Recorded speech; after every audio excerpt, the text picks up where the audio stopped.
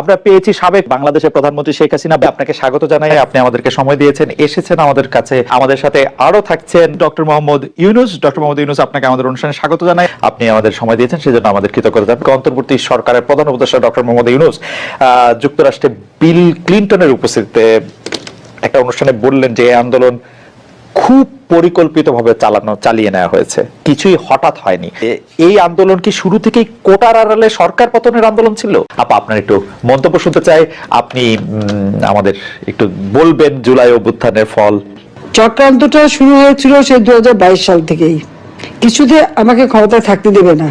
আর বাংলাদেশ যখন উন্নত হয়েছে, যারা এই সুদখোর ইউনূসের তো বহুদিনের লালায়িত স্বপ্ন, আর তার মদতদাতা আজকে এটা প্রমাণিত। সেই ইউএসএইড এর টাকা আর আমেরিকার মদত, পাকিস্তানি আইএসআই মদত, জঙ্গি, সন্ত্রাসী, খুনি এরা এবং গ্রেনেড হামলাকারী, বিডিআরে আমাদের সেনা সদস্যদের হত্যাকারী, এরাই হচ্ছে তার শক্তির আধার। তাদেরকে নিয়েই তার পথ চলা, যা আজকে প্রমাণিত সত্য। এবং আমি আরেকটি খবর আপনাদের দিতে চাই। দুর্নীতি দমন কমিশনে ইউনূসের বিরুদ্ধে কয়েকটি মামলা হয়েছে। আর শ্রমিকদের অর্থ আত্মসাতের জন্য শ্রমিকদের করা মামলায় শ্রমিক আদালতে ইউনূস কিন্তু সাজাপ্রাপ্ত আসামি। সে কিন্তু একটা কনভিক্টেড আসামি, এবং সে চক্রান্ত করে, সন্ত্রাস করে, জঙ্গিবাদকে সহায় করে এবং অপপ্রচার চালিয়ে সে ক্ষমতাটা দখল করেছে। ক্ষমতা দখল করার সাথে সাথে কি করেছে? সে তার আগে থেকেও প্রচেষ্টা ছিল।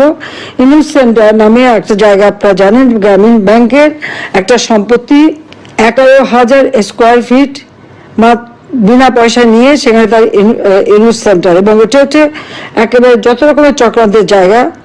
ইউনূস ক্ষমতায় যেয়ে কিন্তু নিজে ওই জায়গায় তার যে লোকরা বসা তাদেরকে দিয়ে সারা বাংলাদেশে সার্ভে করার নামে লোক নিয়োগ দিয়েছে।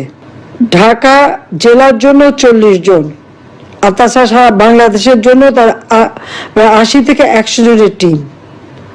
বিভিন্ন জেলায় জেলায় তাদের দায়িত্ব, যেখানে সিটি কর্পোরেশন বা পৌরসভা আছে সেই জায়গার জন্য বেশি করে লোক নিয়োগ, এবং ইউনিয়ন পর্যায় পর্যন্ত সে লোক নিয়োগ দিয়েছে। যাদেরকে সে টাকা দেয় তাদের হাতে মোবাইল ফোন, স্মার্টফোন, তাদের হাতে কম্পিউটার, এবং সমগ্র বাংলাদেশের সমস্ত তথ্য দিয়ে তারা পাঠায়।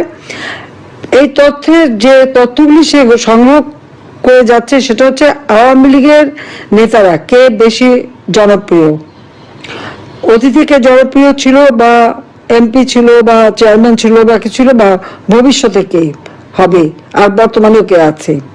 এই সমস্ত তথ্যগুলি সংগ্রহ করা, বিত্তশালী সম্প্রদায় কাকে সমর্থন দেয়, আওয়ামী লীগকে দেয় না কাকে দেয়, তাদের তথ্য সংগ্রহ করা, এবং আওয়ামী লীগ, বিএনপি, জাতীয় পার্টি, জামাত কার কোথায় কি অবস্থা, ভোটের কি অবস্থা, এই সমস্ত তথ্য সংগ্রহ করার জন্য তার কিন্তু এজেন্ট